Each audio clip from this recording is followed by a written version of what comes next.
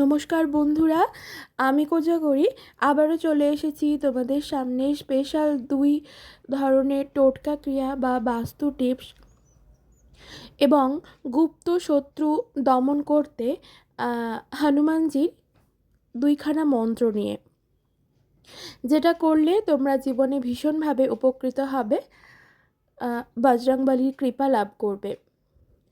কিভাবে কোন প্রসেসে সেই ক্রিয়াগুলি সম্পন্ন করবে অবশ্যই তোমাদের জানাবো। তবে চলো বন্ধুরা, তার আগে একটু আমার চ্যানেলের ইন্ট্রোটা দিয়ে ফেলি।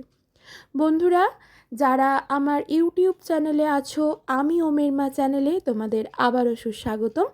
আশা করি সকলে খুব ভালো আছো, সুস্থ আছো। আর যারা আমার এই ভিডিওটি আমার ফেসবুক পেজ থেকে দেখছো, অর্থাৎ কোজাগরি ঘোষ ফেসবুক পেজ থেকে যারা আমার এই ভিডিওটি দেখছো, তাদেরকেও অনেক অনেক সুস্বাগতম। আশা করি তোমরাও ভালো আছো, সুস্থ আছো। যারা ইউটিউব থেকে দেখছো তাদেরকে বলবো, প্লিজ চ্যানেলটি সাবস্ক্রাইব করে আমার পাশে থেকো। আর যারা ফেসবুক পেজ থেকে আমার এই ভিডিওটি দেখছো তাদেরকে বলবো, অবশ্যই লাইক করো, শেয়ার করো, কমেন্ট করো আর পেজটি ফলো করে আমার পাশে থেকো। তো চলো বন্ধুরা, আমি একটা একটা করে টোটকা টিপস তোমাদের সাথে শেয়ার করতে থাকি। তবে টোটকা টিপস দুটো শেয়ার করার আগে তোমাদেরকে আরও একটা কথা বলবো। সেটা হলো, যে কোনো, আমি এটা প্রত্যেকটা ভিডিও শুরু করার আগেই তোমাদেরকে আমি বলে থাকি, সেটা হলো যে কোনো টোটকা যখন করতে যাবে তখন সেই মুহূর্তে যখন তুমি টোটকা ক্রিয়াটি করছো তখন তোমার মনের পজিটিভিটিটাকে কাজ করাতে হবে। এরপর অনেকেই জানো না মনের পজিটিভিটি কিভাবে কাজ করাবে, সেক্ষেত্রে আমি তাদেরকে একটু বলে দিই। মনের পজিটিভিটি কাজ করানো মানে আমি এটাই বলছি, তুমি যাকে মানো তাকে স্মরণ করে যখন এই ক্রিয়াটি সম্পন্ন করছো, বা আমি যে আজকে ভিডিওটির মধ্যে বলে দিলাম যে এটা বজরংবলীকে স্মরণ করে বজরংবলীরই দুটো মন্ত্র আমি বলবো, তো তোমাকে কি করতে হবে, বজরংবলীকে স্মরণ করে তুমি যখন টোটকা ক্রিয়াটি সম্পন্ন করছো সেই মুহূর্তে তোমাকে মনের মধ্যে এটাই রাখতে হবে যে তুমি যে এই টোটকা ক্রিয়াটি সম্পন্ন করছো এর দ্বারা তুমি বজরংবলীর কৃপায় ফললাভ করে গেছো। আশা করি আমি খুব ক্লিয়ার করে বোঝাতে পারলাম। আরেকটা কি করতে হবে, ভগবানের ওপর আস্থা আর বিশ্বাসটুকু রাখতে হবে। আর যখনই টোটকা ক্রিয়া করতে যাও বা যখন যেভাবেই বাস্তু টিপস বলো, টোটকা উপাচার বলো, যখন কেউ করতে যাবে না সেই সময় একটু বিশ্বাসটুকু রেখো। কারণ বন্ধুরা, কথায় আছে, বিশ্বাসে মিলায় বস্তু তর্কে বহুদূর। তাই এই সকল টোটকা যখন করতে যাবে তখন কিন্তু ভগবানের ওপর আস্থা বিশ্বাস রাখাটা খুবই জরুরি। যদি আস্থা বিশ্বাস না রেখে, যদি তুমি টোটকাটা বিশ্বাস না করে যদি এই ক্রিয়াটি সম্পন্ন করতে যাও, তাতে কিন্তু হিতে বিপরীত ফল হয়। ধরো তুমি আমার ভিডিওটি দেখলে, তোমার মনে হলো যে আমি তো একটা এরকম জিনিস শুনলাম, দেখা যাক, করা যাক, যা হবে দেখা যাবে, এইভাবে যদি এইরকম মনোভাব নিয়ে ক্রিয়াটি করতে যাও তাতে কিন্তু হিতে বিপরীত হবে। তোমার মনের মধ্যে এটাই রেখো যে আমি যে ক্রিয়াটি দেখলাম, আমি করি, নিশ্চয়ই আমি বজরংবলীর কৃপা লাভ করব। বোঝাতে পারলাম?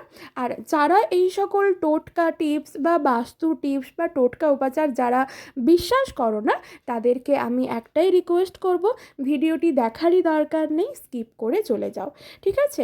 কারণ এগুলো যারা বিশ্বাস করে না, বিশ্বাস না করে যারা মন্তব্য করে, তাদের ক্ষেত্রে কিন্তু এগুলো খুব খারাপ এফেক্ট পড়ে, ঠিক আছে? আশা করি আমি ডিটেলসে বোঝাতে পারলাম। তো চলো এরপর তোমাদের সাথে শেয়ার করি বজরংবলীর দুখানা যে মন্ত্র আমি বলবো। প্রথম যেটা শেয়ার করব টোটকা উপায়টি, সেটা হলো গুপ্ত শত্রু দমন করতে। গুপ্ত শত্রু দমন বা গুপ্ত শত্রু নাশ। এক্ষেত্রে আরও একটা বলে দিই কথা, গুপ্ত শত্রু দমন বা গুপ্ত শত্রু নাশ মানে আমি এটা তোমাদেরকে বোঝাতে চাইছি না যে তাকে তুমি মেরে ফেলছো, না, সেটা একেবারেই না। আমাদের আশেপাশে এখন সমাজ জীবনে অতিরিক্ত শত্রুর পরিমাণ বেড়ে গেছে। তো তুমি যাকে ডাউট করছো যে এ তোমার শত্রু, এ তোমাকে পছন্দ করতে পারে না, বা এ মনে মনে ভেতরে ভেতরে চুপি চুপি কোনো কারসাজি করছে যার ফলে তুমি ক্ষতিগ্রস্ত হচ্ছ, তুমি যদি মনে করো, তো তার জন্য ক্রিয়াটি করো। এতে সে মারা যাবে না, এতে তার কিছু ক্ষতি হবে না। এতে তার কেমন ক্ষতি হবে না, সে তোমার ওপর যে ক্ষতিটা করতে চাইছিল ঘুরে সেই ক্ষতিটি তার হবে। বলে না, নিজে পরের জন্য গর্ত খুঁড়লে সেই গর্তে নিজে পড়ে, এক্স্যাক্টলি ব্যাপারটা হলো সেই রকমই। বোঝাতে পারলাম? এটা করার জন্য মন্দিরে যাবার দরকার নেই, এটা তুমি বাড়িতেই করতে পারো। বাড়িতে যদি হনুমানজির বা বজরংবলীর এইরকম মূর্তি থাকে বা চিত্রপট থাকে, যেমনই হোক, বজরংবলীর চিত্রপট বা মূর্তি বা বিগ্রহ যাদের বাড়িতে আছে, ধরো যদি না থেকে থাকে তো যে কোনো বড় দশকর্মার দোকানে পেয়ে যাবে, বা যেখানে ঠাকুরের ফটো বাঁধানো হয় সেখানেও পেয়ে যাবে। হ্যাঁ, তো সেখান থেকে একটা ফটো কিনে নিয়ে আসো, কম দাম বেশি দাম সব রকমই পাওয়া যায়। সেই ফটোটিকে তোমার ঠাকুর ঘরে রাখো এবং শুদ্ধ হয়ে শুদ্ধ বস্ত্র পরিধান করে একটা নিস্তব্ধ পরিবেশে, আমার মনে হয় নিস্তব্ধ পরিবেশ সেটাই হবে যেখানটা তোমার ঠাকুর ঘর। বোঝাতে পারলাম? সেই জায়গায় গিয়ে তোমাকে হনুমানজির এই মন্ত্রটি উচ্চারণ করতে হবে।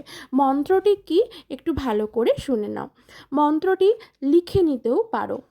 মন্ত্রটি যথাক্রমে ওম হাম হনুমতে রুদ্রমাকায় হাম ফট স্বাহা। ওম হাম হনুমতে রুদ্রমাকায় হাম ফট স্বাহা। ওম হাম হনুমতে রুদ্রমাকায় হাম ফট স্বাহা। এই মন্ত্রটি 108 বার তোমাকে জপ করতে হবে। যদি পারো প্রত্যেকটা দিন এই ক্রিয়াটি করো, দেখবে তোমার জীবনে যারা গুপ্ত শত্রু আছে, যারা চুপি চুপি তোমার ক্ষতি করতে চাইছে, দেখবে সেই ক্ষতি কিন্তু তোমার আর হচ্ছে না। একটু খবর নিয়ে দেখবে সেই ক্ষতি তার নিজের হচ্ছে, কারণ সে তোমার জন্য সে গর্ত খুঁড়ছিল, তোমার ক্ষতি করতে চাইছিল, সেই ক্ষতি তার হচ্ছে। বন্ধু, ক্রিয়াটা করে দেখতে পারো, এতে কিন্তু ফললাভ করবে।